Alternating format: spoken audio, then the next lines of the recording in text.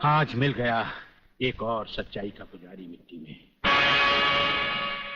आग इनके शरीर को तो राख कर देगी, लेकिन इनकी आत्मा की आवाज कभी मिट नहीं पाएगी। पुलिस डिपार्टमेंट के इतिहास में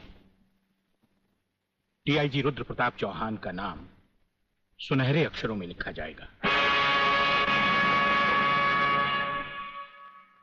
बहन, भगवान की मर्जी के सामने इंसान बेबस है। मुझे आपके परिवार के साथ पूरी हमदर्दी है। बहुत हो गई हमदर्दी। मंत्री साहब, ये भाषण बंद कर दीजिए। कुछ ही दिनों के बाद आप ही के डिपार्टमेंट के लोग जब इनका घर खाली करवाने जाएंगे ना, तब मैं पूछूंगा आपको हमदर्दी के बारे में। Bagle, control yourself. जब तक हमारे डिपार्टमेंट के गद्दार और खादी के कपड़े के पीछे छिपे हुए दरिंदे जिंदा रहेंगे ना, ये चिताएं ऐसी ही जलती रहेगी, एक के बाद एक। कुछ चंद सिक्के मिलेंगे भाभी को सरकार की तरफ से भविष्य के लिए। Bagle, stop it. बोलने दो इसे, ठीक ही तो कह रहा है। लेकिन मैं वचन देता हूं कि डीआईजी रुद्र प्रताप की कुर्बानी व्यर्थ नहीं जाएगी। मैंने दिल्ली में केंद्र सरकार से बात कर ली है।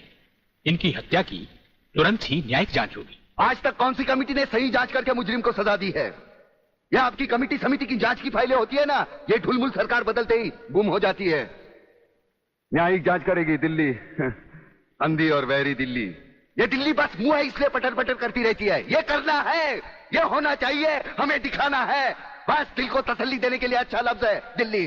इंस्पेक्टर वागले, मैं तुम्हें सस्पेंड करता हूं। बस सस्पेंड होते होते मैं थक गया हूं। निकाल दो मुझे नौकरी से। सच्चे पुलिस की या तो मौत होती है या तो सस्पेंड किया जाता है। इस वर्दी ने मेरे हाथ काटे, वरना एक एक गले चीर देता मैं।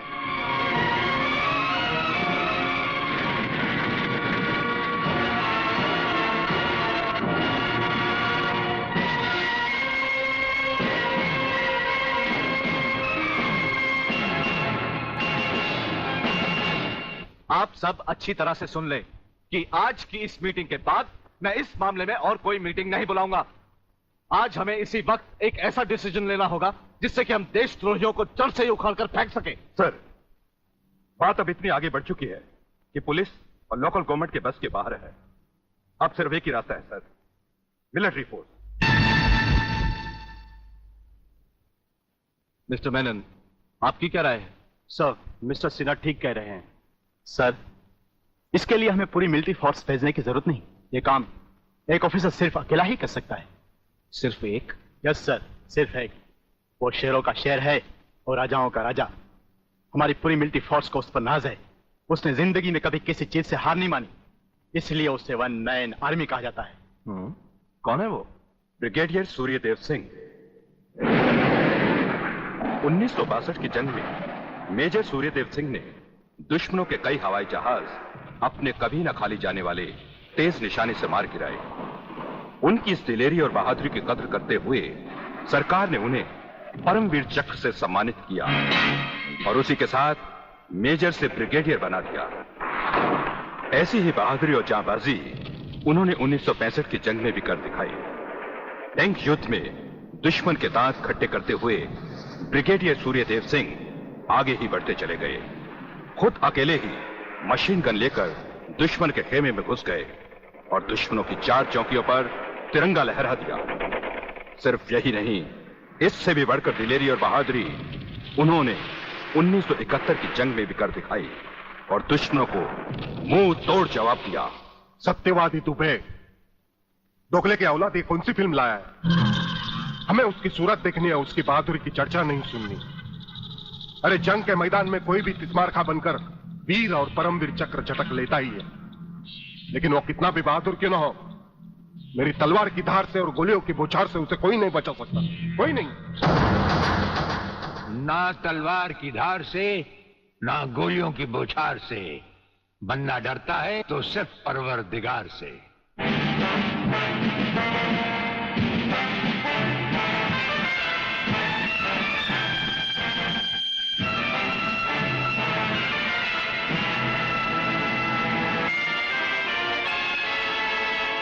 ब्रिगेडियर सूर्यदेव सिंह?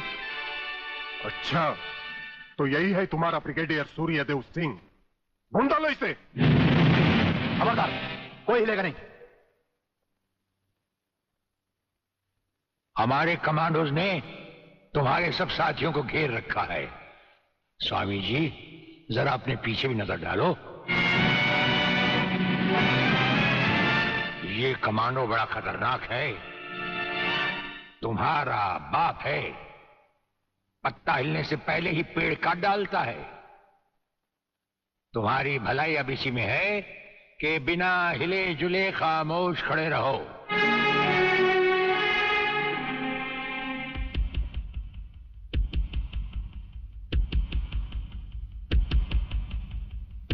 दुबे नाम है सत्यवादी।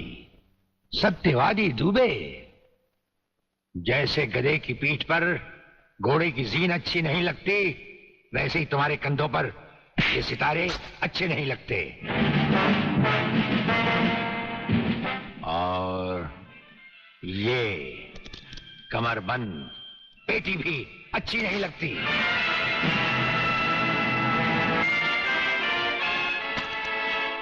अब वो कसम याद करो जो तुमने खाई थी ये वर्दी पहनने से पहले।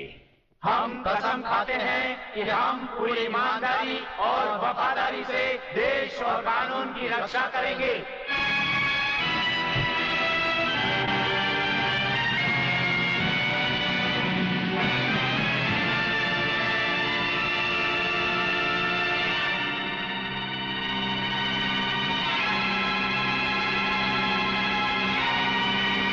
हम तुम्हें सिर्फ ये बताने आए हैं कि अगर तुमने तिरंगे के खिलाफ कोई भी कदम उठाया तो हम तुम्हें वो मौत देंगे जो ना तो किसी कानून की किताब में लिखी होगी और ना ही कभी किसी मुजरिम ने सोची होगी।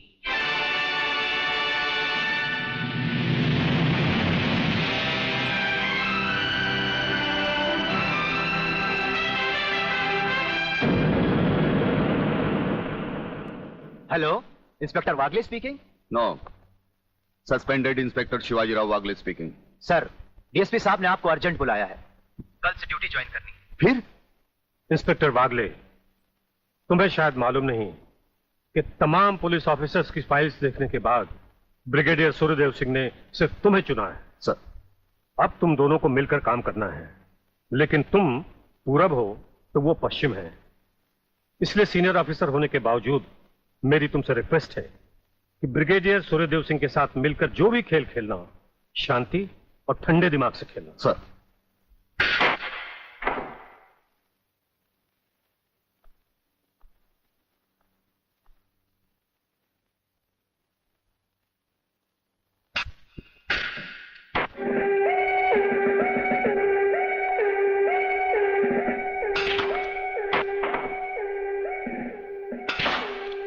बड़े प्यार से खेलते हैं आप। असली खिलाड़ी मरने वाले दुश्मन को पता भी नहीं चलने देते कि कब होगी उसकी मौत। तो फिर प्रलयनाथ को छोड़ क्यों दिया? क्या उससे गले मिलने गए थे?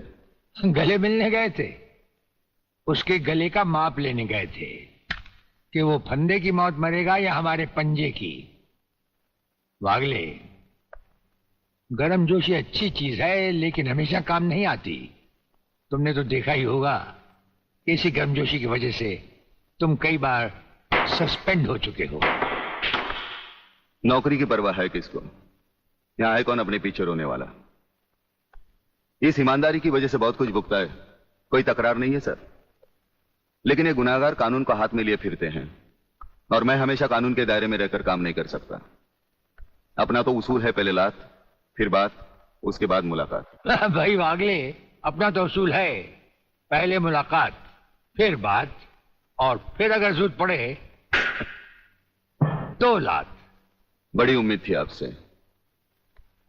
लेकिन अब पता चला आपका रास्ता अलग, मेरा रास्ता अलग।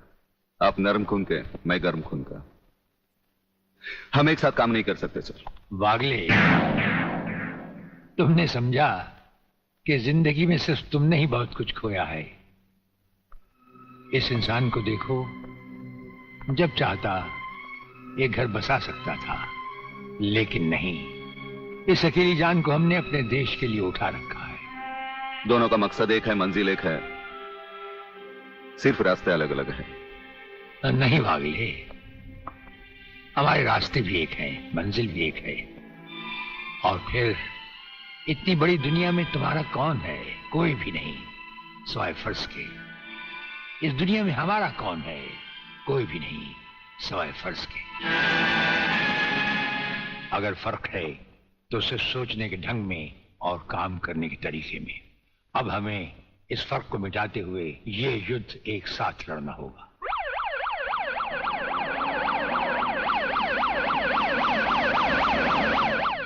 मुझे अपनी जान की तो परवाह नहीं है, लेकिन आप इस तरह खुलेआम गाड़ी में घूम रहे हैं, ये खतरा मैं उठा नहीं सकता। जिस गाड़ी में तुम बैठे हो ये मामूली गाड़ी नहीं। मामूली गाड़ी मामूली आदमियों के लिए होती है, ये गैर मामूली गाड़ी है, एक गैर मामूली इंसान के लिए। बुलेट प्रूफ, और इसमें ऐसे ऐसे गैजेट लगे हुए हैं जो बम से लेकर पटाखे तक की खबर में मिल जाती है। लेकिन इस वक्त हम जा कहां रहे सर? गाड़ी रुकने पर तुम्हें खुद ब खुद पता चल जाएगा।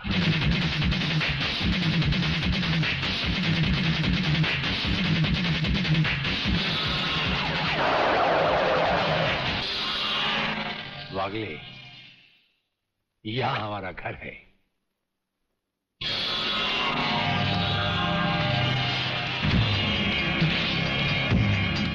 यहां तो सिर्फ चारों तरफ जंगल ही जंगल नजर आ रहा है, रहने की तो कोई जगह ही नजर नहीं आ रही। अभी नजर आ जाएगा बहादुर।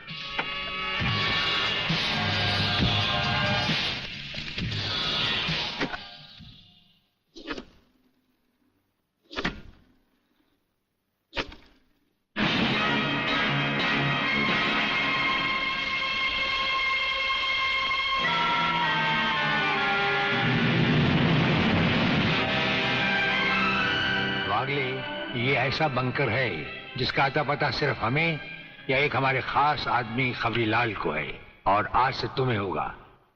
ये इतना मजबूत है कि इस पर ना तो कोई हवाई हमले का असर हो सकता है और ना किसी बम या बारूद का। दुश्मन तो क्या, हमारी इजाजत के बगैर परिंदा भी पर नहीं मार सकता।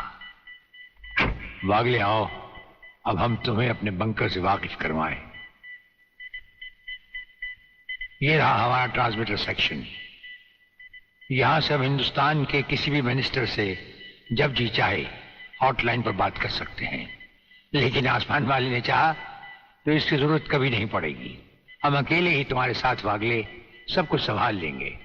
और वो देखो, वो एक कमरा जिसमें सब हथियार रखे हुए हैं, और उस कोने में रहा हमारा अस्पताल।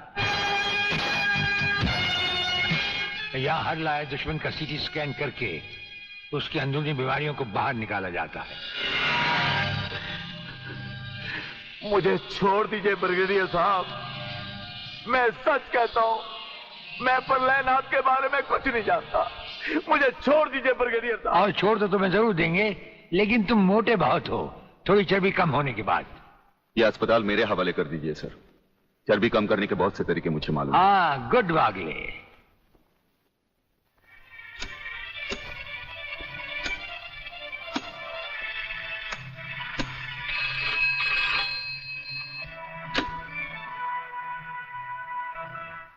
नमस्कार सर, मैं खबरीलाल बोल रहा हूँ।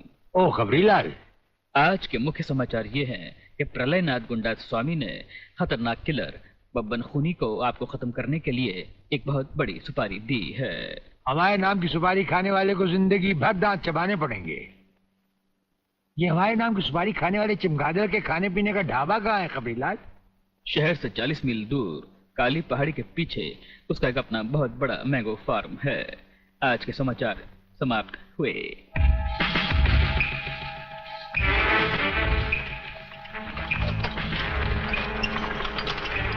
शोबे गंगवा, ये माल जो तू आसाम और यूपी भेज रहा है तगड़ा है ना?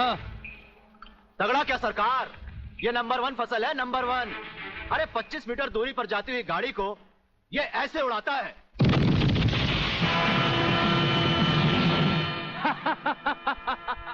देखा सरकार, ये अपनी बम फैक्ट्री में बना हुआ मैंगो का कमाल। यूपी और असम में आतंक फैलाने के लिए यह माल तो ठीक है, पर मुझे वो माल बता जो ब्रिगेडियर सूर्यदेव सिंह को उसकी गाड़ी के साथ जलाकर उसे राख कर दे। वो भी तैयार है सरकार। ये देखिए छोटा सा हापुस जो 50 मीटर की दूरी पर जमीन पर गिरते ही ऐसा फटता है कि मरने वाले की हड्डियों का सुरमा बन जाता है। ये देखिए।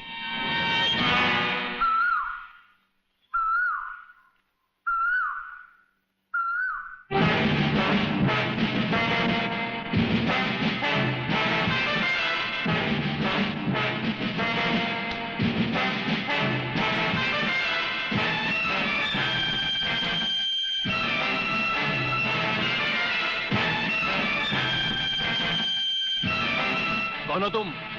लगता है बब्बन मियां ने कल रात अपनी आंखों में सुरमा नहीं लगाया, जरा कम दिखाई देता है। ब्रिगेडियर सूर्यदेव सिंह? हाँ, ब्रिगेडियर सूर्यदेव सिंह। बब्बन मियां, हमें तो उसी के हाथों से मरना है जिसने हमें इस दुनिया में पैदा किया।